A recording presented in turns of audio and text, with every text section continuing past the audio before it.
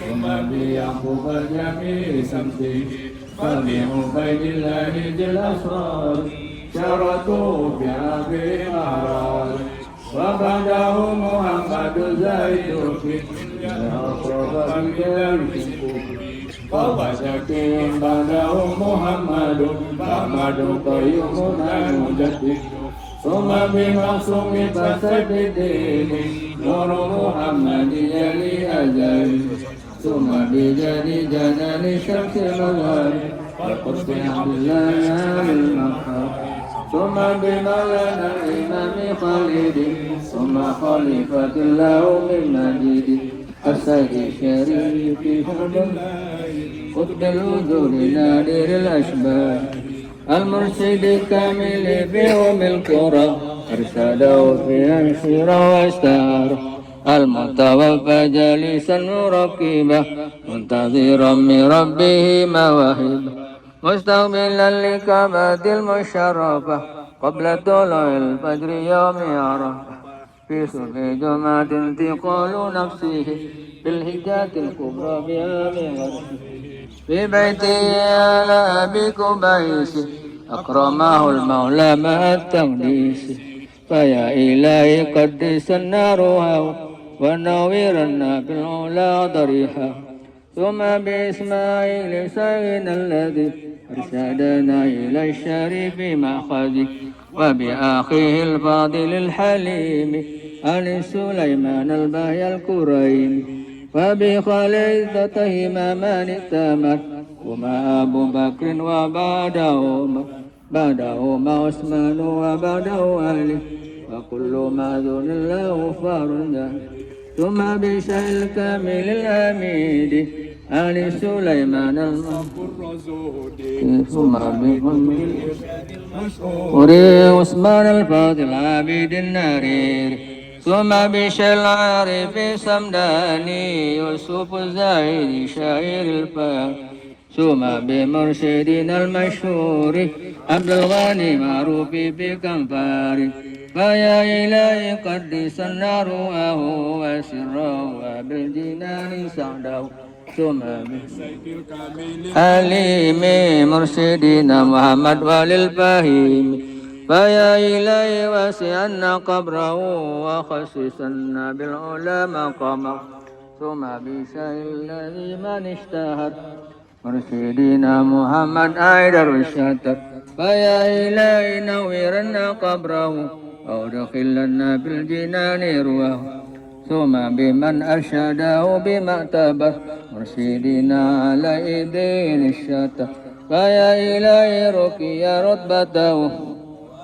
كنا بالهدى ثم هديتنا لذي الطريقة أن توصلنا لذور الحقيقة واسقنا اسم شراب الحب لكي تونك كمال القرب ورقنا مدلل الإحسان واختم لنا يا ربي بالإيمان ورقنا مدلل الإحسان واختم لنا يا ربي بالإحسان ورقنا مدلل الإحسان وخصنا بفوز بالجنان ثم الصلاة والسلام أمدا على النبي الهاشمي أحمد وعلى آله وصحبه واتباعه ما دام يدعو الله كل داعي ناظم النزع إسماعيل خالدي تاريخه مغني ما ينفع دودي. Para penjara sekalian, syair ini dikarang oleh Ismail Khalidi, berisi dari nama-nama para mursyid tarikat Naqsabandi yang diambil langsung dari Rasulullah dan sallallahu alaihi wasallam dan sampai kepada Ubaidillah Al-Ahrari pada urutan yang ke-19, dan untuk Riau yang telah berkembang hari ini di sana, silsilah tarikat Naqsabandi sudah sampai kepada urutan ke-42. Mudah-mudahan perkembangan tarikat kita dari berbagai daerah khususnya Indonesia dan Malaysia dan sekitarnya, mudah-mudahan kita masih bisa bekerjasama dalam rangka untuk mensyiarkannya. Alhamdulillah guys, kami selesai ziarah ke makam Syekh Ubaidillah Ahrar. Ya, Syekh Ubaidillah Ahrar. Dan sekarang kami menuju ke makam anaknya Sayyidina Abbas, sepupu Rasulullah lah. Di mana? Yang penting di Samarkand masih. Oke. Selamat untuk Hi Guys Official. Semoga liputannya menjadi inspirasi buat anak-anak muda.